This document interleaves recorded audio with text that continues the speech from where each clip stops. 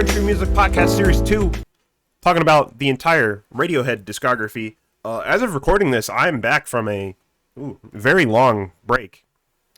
Kind of took a couple of weeks to do some trips. There will be an upcoming vlog for that, by the way.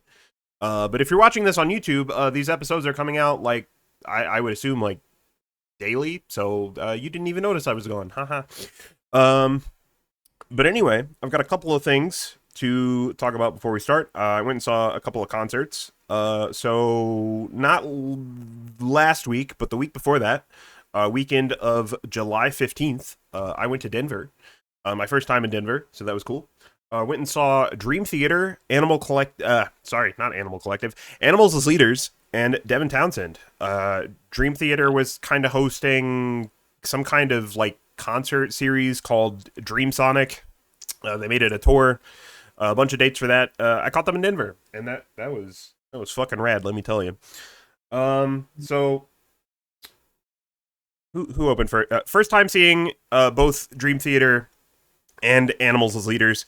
Animals as Leaders opened, and Jesus fucking Christ, Tosin Abasi is a machine on the guitar. This man is insane, and the guitars that he had, like, he was constantly just like swapping guitars throughout the show. Some fucking rad looking guitars with way too many fucking strings. It was cool. It was really cool. I think third time seeing Devin. I was supposed to see him back in 2020, but a certain something caused that show to be canceled. RIP. So finally getting to see him eventually later on. So that was nice. Kind of a short set. He's kind of doing his own thing now. He has doesn't have like his previous band. He's completely solo now, working with a bunch of session musicians when he does tours. I feel like he played a good mix of stuff. Some newer stuff. Some popular older stuff. It was a good show, and of course, as with every Devin show, it had the self-deprecating commentary and humor that you would expect from his stuff. It was good. Not really big into Dream Theater, but I still thought that their show was really cool. They had kind of like videos that matched all the songs that they played in the back, more or less. The only album by them that I really know, I think, is I want to say Octavarium. It's whichever one has Panic Attack on it, that album. That's the only one I'm really familiar with. Haven't really listened to anything else outside of that, but I still thought that it was really good. Overall, really fucking good show. I'm glad I went. Weekend after that, the weekend of the 22nd, I went to Albuquerque, New Mexico to visit my buddy Jacob. He was in the Disneyland vlog, if you watch that. Went and saw Death Grips for the second time on this tour. Saw them when they were here in Salt Lake. Figured might as well go see them again with the homie.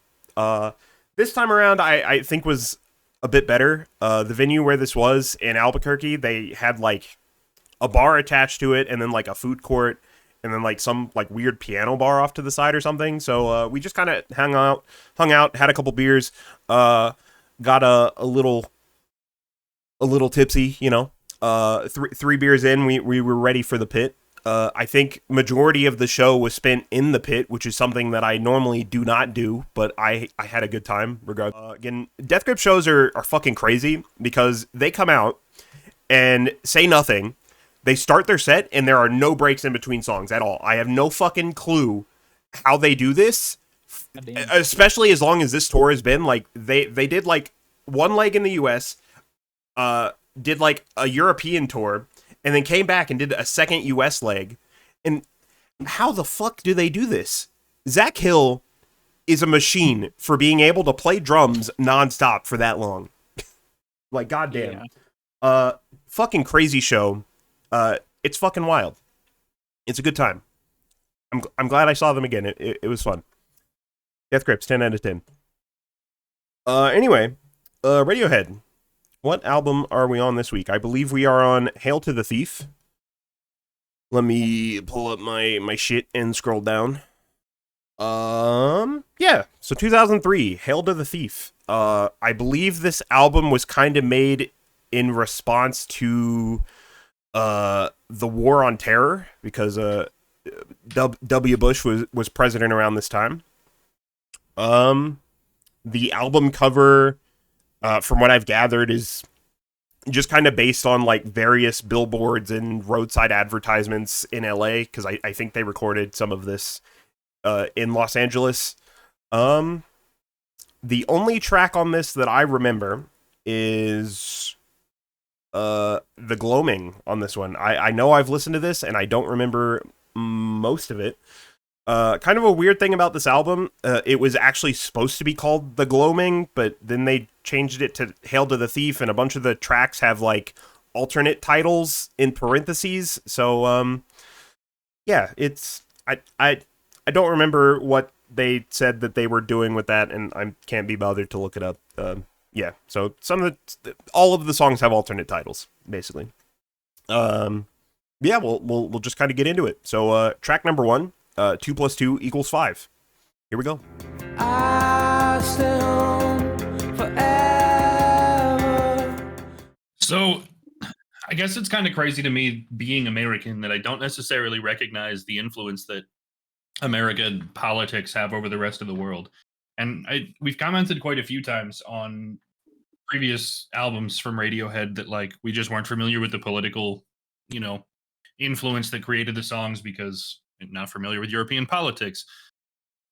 But what's insane here is that like the propaganda and the lying and the cheating in politics in the United States was so influential that it hit British pop culture for Radiohead to make a song that's like so overtly anti-American government at this moment in time. I think it's really fascinating to see that like George Bush being president and 9/11 had this much kind of like influence over this kind of medium. I like to see that Tom has still sworn off his vow to enunciate any word ever. I'm not gonna lie, about halfway through the chorus of repeating "pay attention," I completely lost it. I was just blank stare disassociating for a good solid 10 seconds before I was like, oh wait, shit, he's actually telling me to pay attention. I loved in the beginning having the I can't think of what instrument it would be, the one on my left, like a percussion, and then like the guitar on the right, and then Tom's voice coming in on both sides. I thought that was really cool. This has some really interesting mixing so far. I'm gonna interested to see the rest. Yeah. So I did look up what the deal was with the alternate titles, despite previously saying that I couldn't be bothered. It bothered me, so now I had to look it up. So that was inspired by Victorian era playbills that showcased moralistic songs. So that's kind of the deal with that. So the alternate title for this song is, I just had it up. Fuck, The Lukewarm. So the subtitle is taken from Dante's Inferno.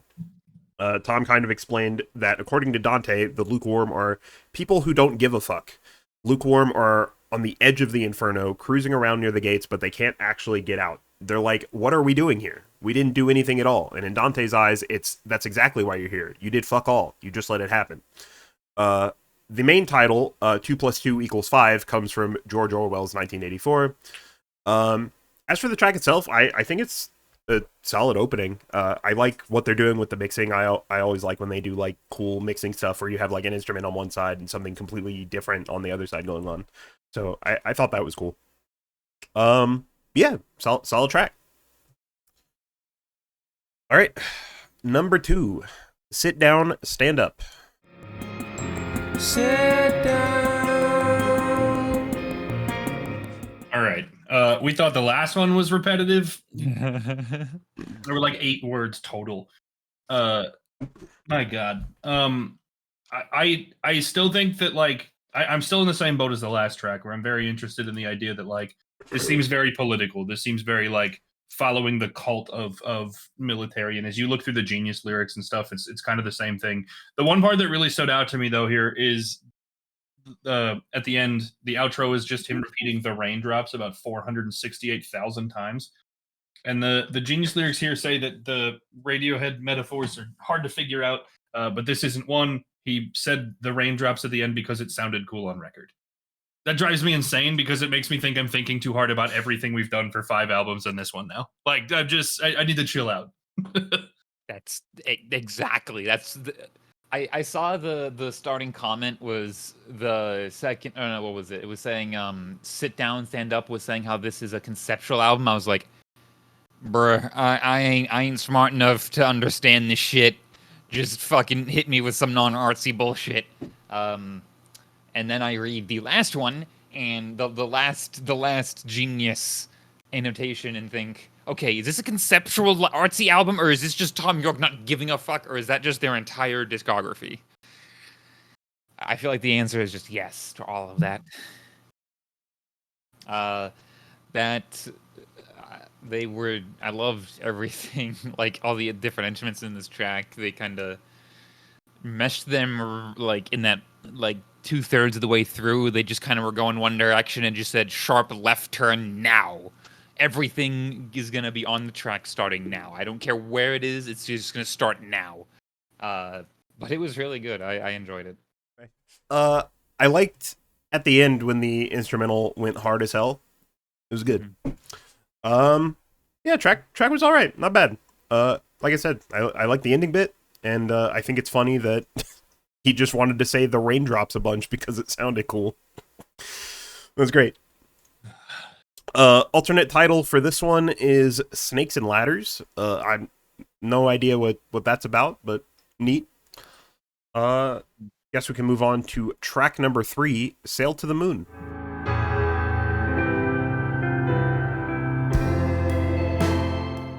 This one had a really like sad, slow, dreary vibe.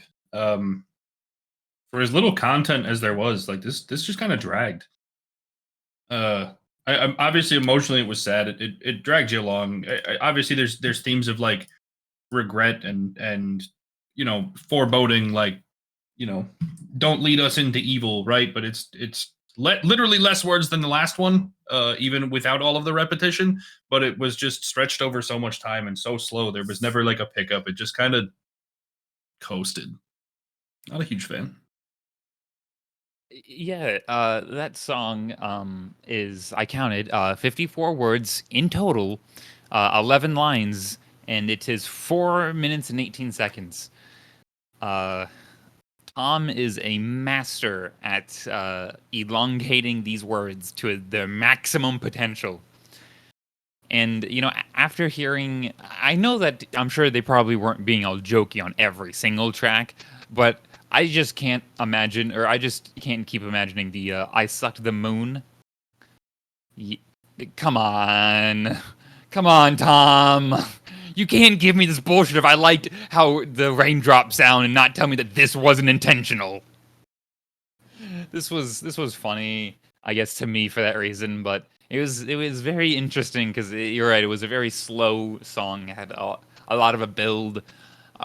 It was very weird in the background. You could hear the drummer just kind of lightly like flicking it with like I don't know, a fly's wing or something. It was so fucking light.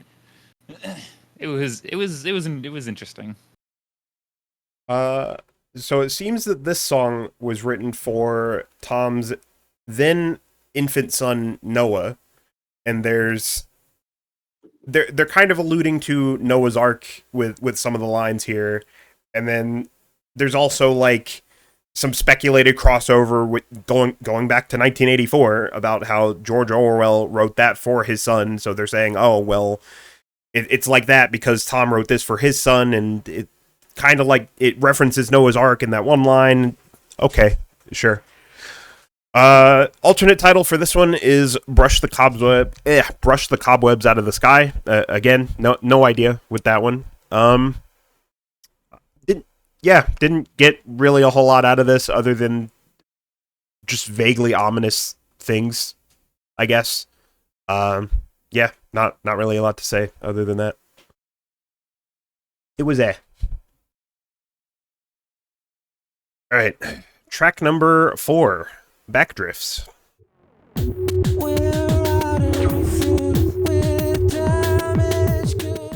So I liked this one because it sounded unique, but it still kind of just built to a weird place for me. everything in this album so far just kind of feels like it's falling a little flat.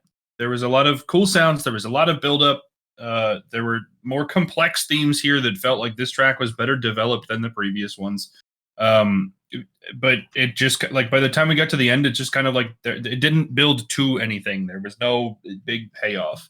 I also like, is this going to be the first album we get that we don't get Tom self-deprecating? Instead, it's just, hey, the universe as a whole is going to shit, and not just me. Like, we're on the same theme, which I'm happy for, but it's all just kind of the country sucks, the world sucks, not himself sucks.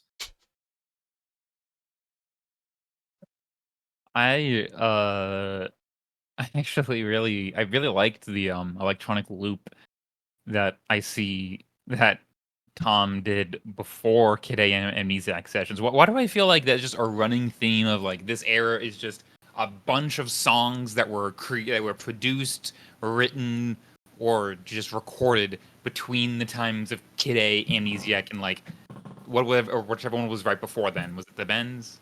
Yeah. Okay, Computer. Yeah. Okay, Computer. Yeah, I feel like between those like 3 albums, it's just like, hey, we have enough material in these 3 albums to stretch it for another 3 albums. I mean, it's not a bad thing, but I feel like that's just there's a reference to the other previous albums in every other album they have. I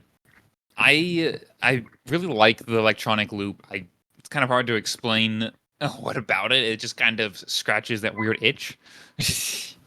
I actually like this one a lot. I'm not gonna lie. I kind of just started like grooving to it. It was good. Yeah, I like this one too. Mostly the instrumental. I liked how it kind of ended weirdly. Again, that's hard to explain. I just like how it ended. Yeah, instrumental was solid. The lyrics were kind of looks like in the official interview CD for this, Tom just kind of said that the lyrics were incredibly ambivalent deliberately. So I guess up to interpretation, whatever you think it means. But that's kind of par for the course, I guess. Yeah, I thought it was solid. I liked it. Alternate title for this one is Honeymoon is Over. So far, these alt titles, no idea. No clue. All right. Track number 5. Go to Sleep.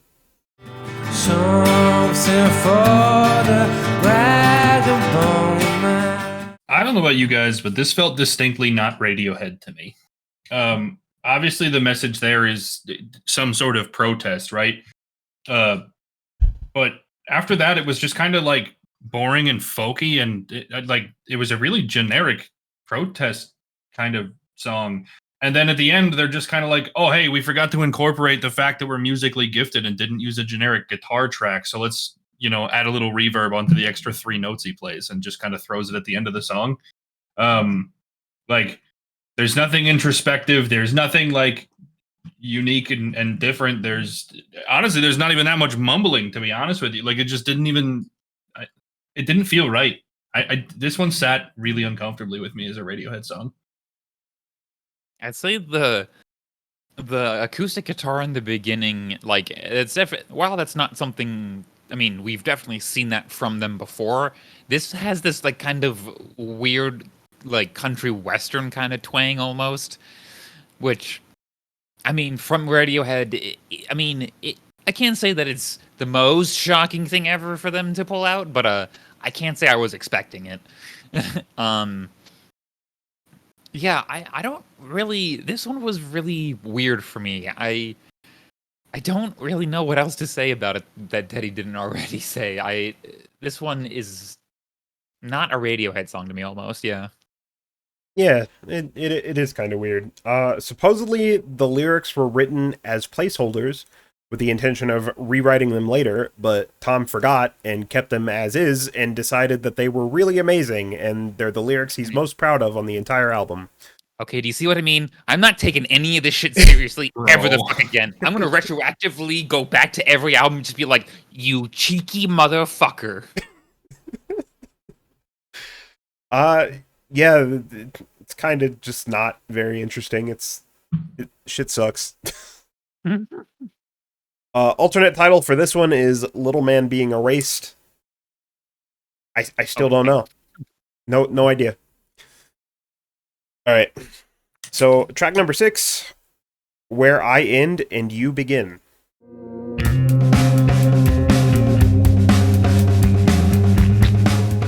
I have no idea like what the song was like going for. Again, I like you said earlier, Conley, like I don't know if everything's a metaphor. I don't know if everything means nothing. I'm not gonna think about it anymore. The part that's really sticking out here is that I'm pretty sure this entire song was 4 syllables. It was a whole lot of words, but I'm pretty sure he made Where I End and You Begin one half a mumble that made up one of 6 lines that were one solid syllable. What the fuck, Tom? Yeah, I was really enjoying the like kind of groovy bass line in the beginning. I was like really into that. And then I was looking at the lyrics. I'm like, what the fuck? The dinosaurs. What is he talking about? Dinosaurs. The sky turns green. Tom. So I went to the Wikipedia, and apparently, for some songs, he returned to the method of cutting up words and arranging them randomly. You know, I'm not gonna click on these annotations anymore for the genius, because I feel like all of these annotations are just written by pretentious art students. I don't get it. Yeah, checks out. I don't know. Yeah, I don't know. It's not my it's not my favorite. It feels I don't want to say generic, but almost kind of run of the mill for Radiohead, if that makes sense.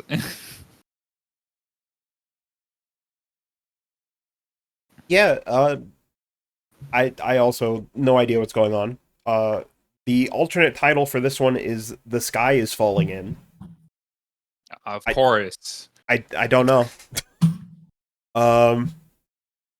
If it helps or confuses you further, I guess they wanted to take phrases from different fairy tales and children's literature and television and also Dante's Inferno, and that's where they got some of the inspirations for the lyrics, I guess. I'm still very confused. That did not help me at all.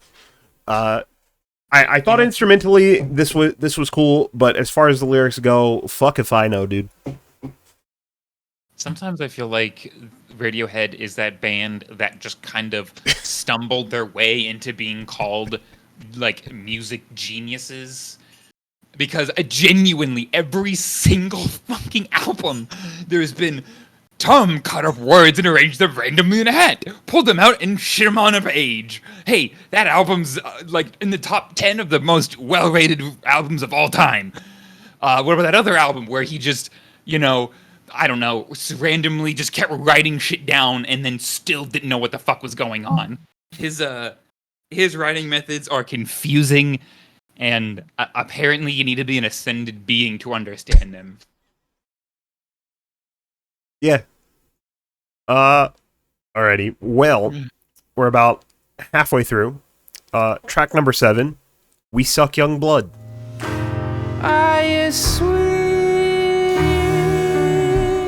This is just getting so boring.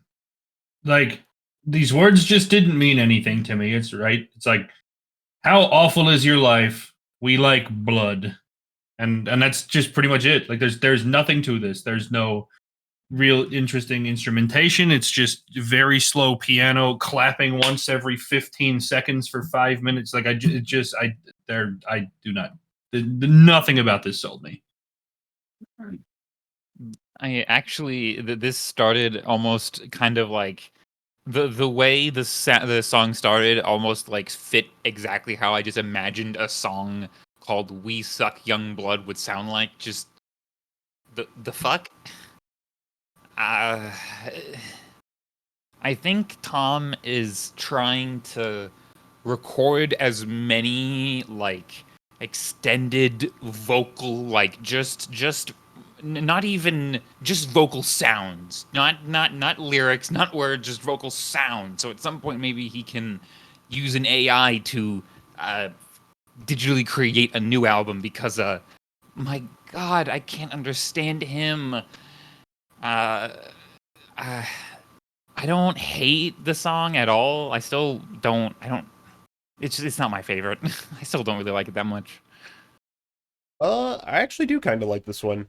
Um, Apparently he says that the lyrics aren't to be taken seriously, which up to this point, that's we've already figured that out. But this one seems to be satirizing Hollywood culture, like the constant desire to stay young and suck people's energy, which, yeah, okay, I can see that.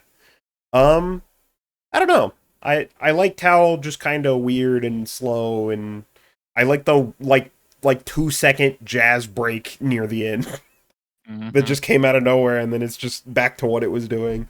I don't know. I think it's interesting. Yeah. Alternate title for this one is Your Time Is Up. That one kind of makes sense, barely. Again, still no idea what's going on with the alternate titles, but whatever. How do you say that? How do you say Track number 8, The Gloaming. glow? Okay.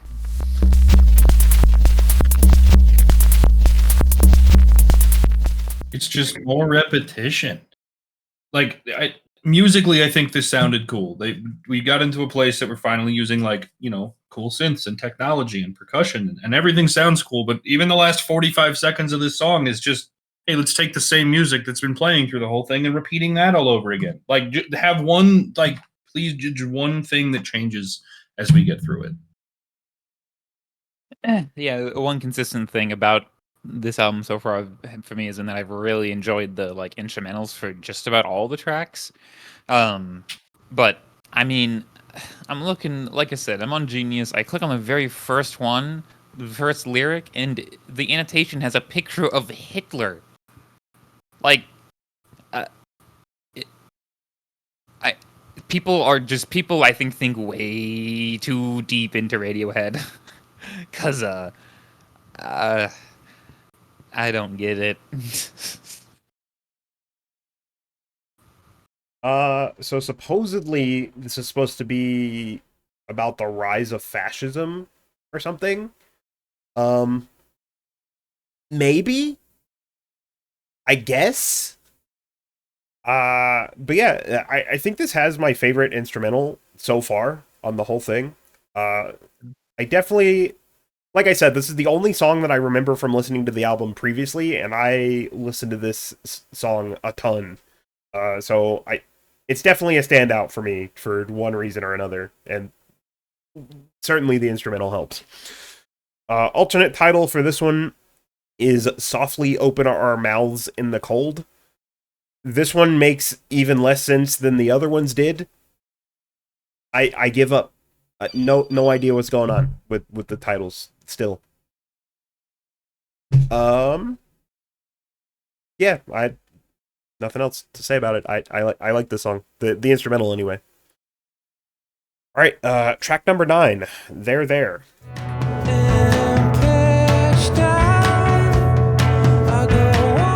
Okay. All right. Musically, at least it sounded like a Radiohead song again. It was unique. The music flowed in a natural direction. It wasn't super repetitive. I'm kind of thrilled that we got this in here. But it's also the first song on this album that isn't overtly political, or at least not a very very clear metaphor to something political. I don't know what the purpose of throwing this in here is if we've had 7 other tracks or 8 other tracks of anti-politics, and now we're just friendship is hard, man. I don't know what to do with this. Yeah, I think this might be one of my favorite instrumentals, at least on this album. I think is my favorite so far. I'm just gonna say it's my own headcanon that the chorus, just because you feel it doesn't mean it's there. That's Tom subtly telling all of his fans that, hey, you're thinking too much into this. It's like Ted said, there isn't much of an overt political message, which I guess is a little bit out of sync with the album, but it does say that this was the first single, so that means it's a single trying to attract the masses, so I guess that makes sense why this one is the most Radiohead song. I thought this one was okay. I didn't think it was bad. I thought it was just okay. Alternate title to this one is The Bony King of Nowhere. I still give up, no idea. There's actually a link for Genius on here. What does it go to? Oh, it goes to a random YouTube video to a channel with less than 30 subscribers, just called The Bony, but Bony is misspelled. It's titled Bony King of Nowhere. And then there's a Wikipedia article in the description for finite difference, which is a mathematical expression. I don't know what that is. Anyway, song's okay. No idea what's going on with the title. Don't know why that link is in there. All right, track number 10. I Will. With white elephant. Another one that's just empty feeling. Like, I get the message behind it. I get that it's solemn and it should be a slowed down track, but just to do this again within this album where it's just like really kind of boring guitar and nothing else to it, nothing interesting, nothing like it's powerful, and I wouldn't have it done any other way. It's just compounding on all of the rest of this album that's, for lack of a better word, just kind of lazy and uninspiring. It's not a bad song. I don't mind it, but I think it's just the body of work for this album that makes me just kind of feel sour on it. Yeah, I'm pretty similar.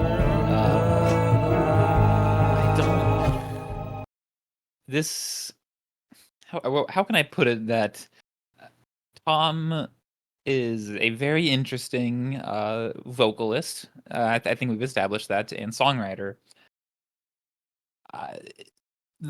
He seems to have really focused in on the politics for this album, and again, I see up at the top of the Genius, it says that this was in the Kid A and Amnesiac sessions. At what point does it just become that this is just the third? This might as well just be in the same sessions. Like, you might as well just include this in those sessions because almost half of these songs are recorded in that time or were quote unquote, written or something from that time. It's not bad. It's just still not my favorite Radiohead. Yeah, it's really short. I didn't really get anything from it. Interesting thing about this, saying that this was done around the time of Kid A and Amnesiac. Parts of this song were reversed to create like spinning plates off of Amnesiac. So this song is on that album anyway, as like a sample. Yeah, it's like I said, I didn't get anything from this. It's kind of meh. It's whatever. Alternate title for this one is No Man's Land. All right, can move on to track number 11, A Punch Up at a Wedding.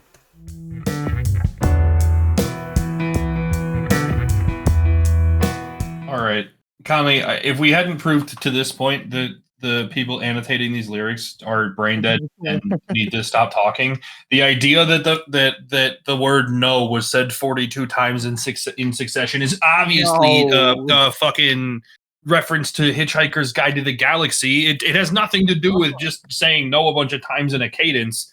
It has to do with hitchhikers, dude. I hate it here. No, as for the song itself, though, I did really like the cadence. It had a real rhythm and flow to it that made the song flow kind of smoothly. It didn't turn me around to how I feel about the album, but it was a pretty decent song. I did enjoy the way that it flowed.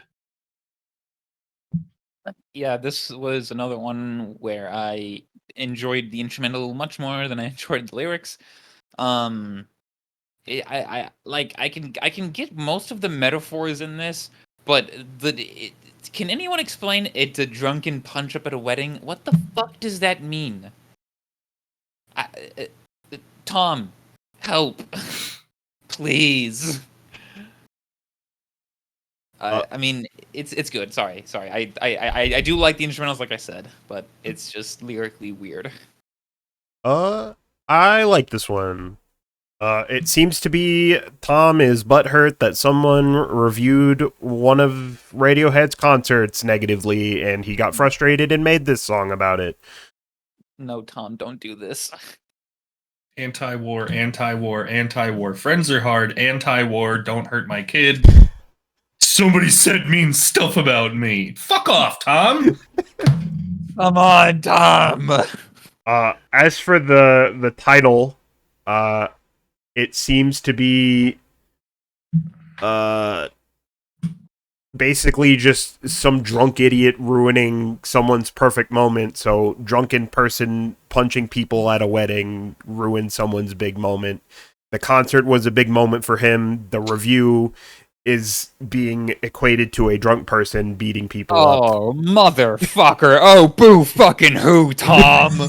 Boo fucking who? Especially after 4 albums of We Don't Care What You Think, We Don't Want to Be Mainstream, I Don't Care What You Think. Fuck off! Oh, fuck you, Tom. He adds at the end of this, I should be big enough to just ignore it. Yeah, you think? I wonder. Okay. The alternate title for this one is No, No, No, No, No, No, No, Of course, No. of fucking course it is. Of fucking course. Okay. The song's good, but come the fuck on. You guys are better than this. Get over it. Negative reviews are gonna happen. You're this deep in your career. You should be able to just... I get that, like, you can see some stuff and maybe in the moment it'll bother you, but you should be able to recognize that, like, you should just not care what some rando nobody thinks. Yeah, seriously. I don't, what album was this in? 1, 2, 3, 4, 5. This is 6th or 7th, right? 6th album. 6th album, and you're still complaining about someone giving you a bad review, Tom. Come the fuck on. I know we always say that you need a hug, but... Alright. Track number 12. I'm going to butcher this title, but I'm going to do my best. Myxomatosis.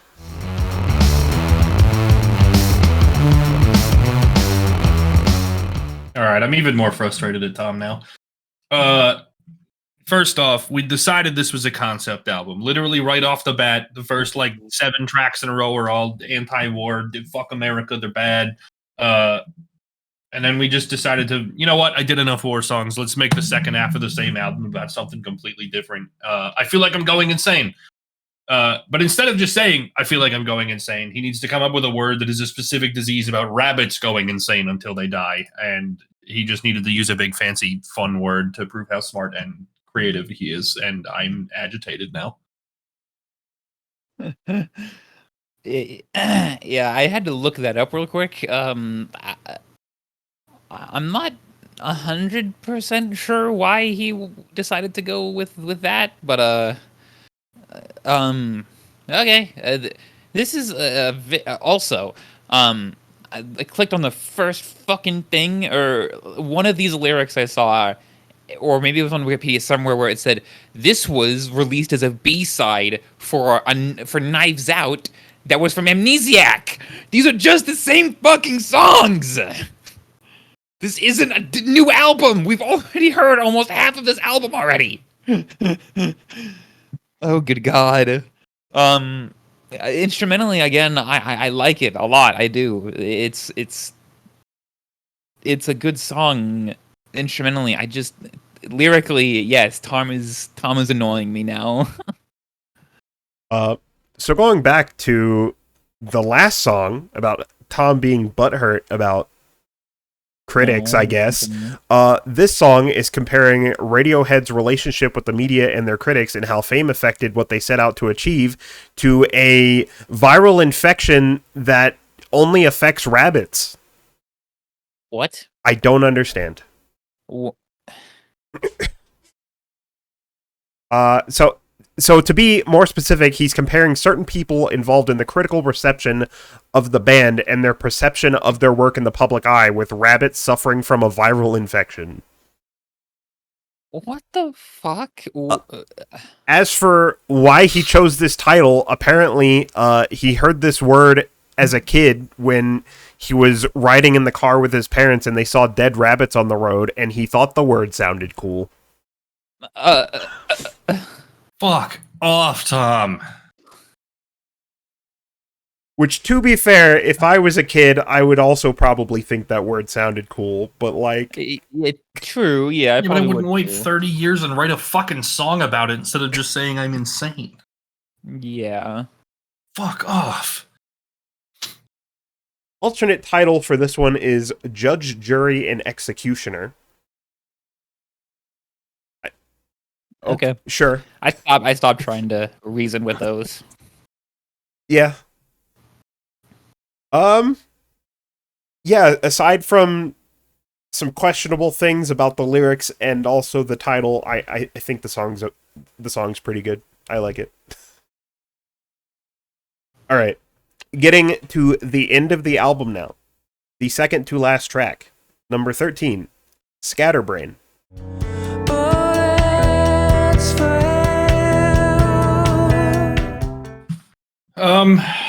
I this one seems sort of transient, which I'm okay with, given how dull everything else this album has kind of given. At least before the last couple. I guess there was just nothing that really hooked me in. This started to feel more personal to Tom again instead of sticking to that concept album. So it's still more a question of why this fits on this album rather than any direct disappointment with this song. I thought it was okay. I like this one. I could at least follow the metaphor, like, for the most part. It wasn't like complete and absolute fucking pulling lines out of a hat. So that was good at least. But yeah, this was definitely probably one of the I like this one like overall more than the last couple. Just really likes wind, apparently. Apparently, yeah. Needs a hug, likes wind. That's his characteristics. It was okay. I didn't hate it. It was all right. Alternate title for this one is As Dead as Leaves. That one, like, actually almost fits, and I'm mad that it took him 13 tries. All right. Final track, A Wolf at the Door, number 14. Drag him out your window, dragging out the dead, singing a mess, you snakes, and let us flip the lid. So I kind of liked the way this wrapped up. I know the ending tracks have been kind of strong for a lot of these albums, but I really appreciated the way that this one pulled either lines or themes or allegories to other things in other songs. I thought this was a really strong place to end this song, or this album rather. Music was good. The cadence was good. It used a lot of different sounds. I mean, Tom even switched up his voice. He sung in like 3 different octaves throughout the song. I kind of enjoyed it. For as much as I didn't care for most of this album, I thought wrapping it up this way actually kind of brought everything into one piece.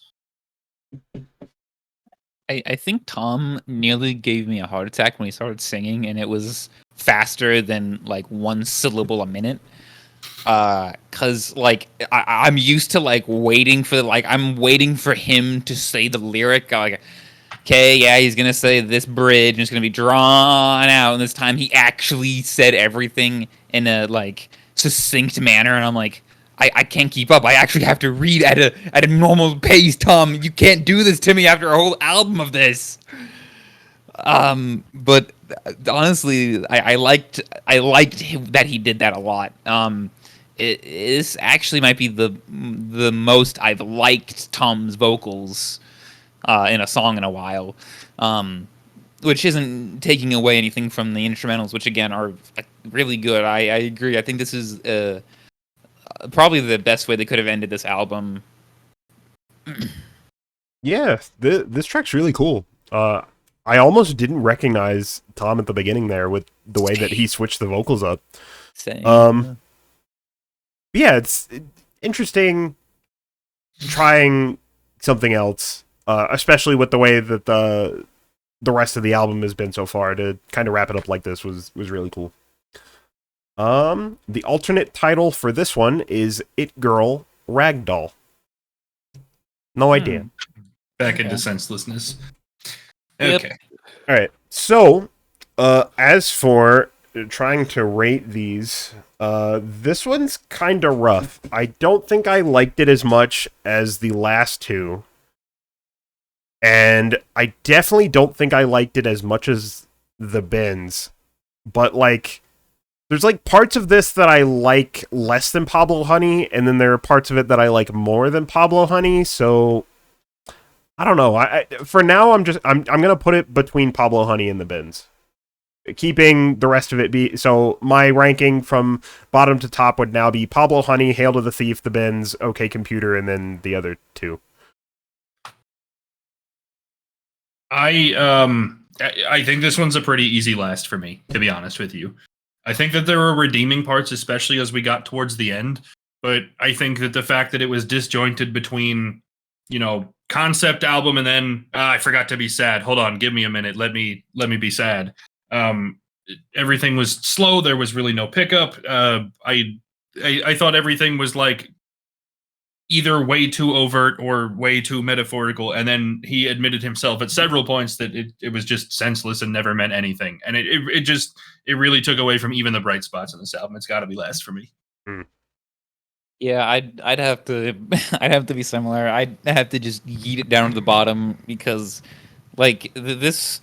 If I had to compare it to like even what I would consider the next one would be Pablo Honey, like this album was solidly like you could tell this was like almost kind of a signature Radiohead kind of sound, and Pablo Honey is definitely like it's their first album. It's the kind of trying to find their sound.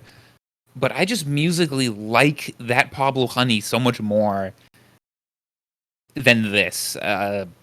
Like, I know that it's kind of more disjointed. There isn't that, level of conceptual lyrics or, I guess, senselessness in this case. But, yeah, I just would have to put it down at the bottom and then, honestly, probably in ascending order again.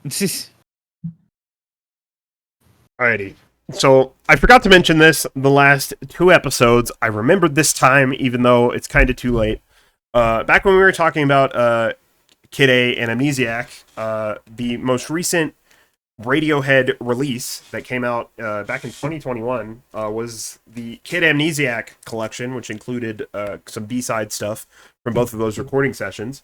Radiohead wanted to do sort of an in-person museum of sorts for this release, but because of COVID, they weren't able to do that. So instead of doing something in person that you could go to, they had a video game made. So the Kid Amnesiac Exhibition is a free game that you can get on PC on the Epic Game Store as well as PlayStation 5. I highly recommend checking this out. It kind of takes kind of snippets and samples from both albums and blends them together with like this kind of like explorable space with different sections of the space dedicated to certain songs. There is one part in particular for oh boy, I'm gonna have to look. You and Whose Army, as well as Pyramid Song, that I think is probably the most beautiful thing in a video game I've ever experienced. It's incredible. I can't say enough good things about this without spoiling most of it, but please, please, please, if you're interested in Radiohead, even in the slightest, check it out. It is absolutely worth your time. So, that out of the way. Next episode, we're going to be talking about their 2007 release In Rainbows, which is for most Radiohead fans kind of an underrated gem. I've listened to this one, and I can sort of agree with this. There are some cool moments on this album. Curious to see what you guys think. But we'll talk about that next time. So until then, see ya.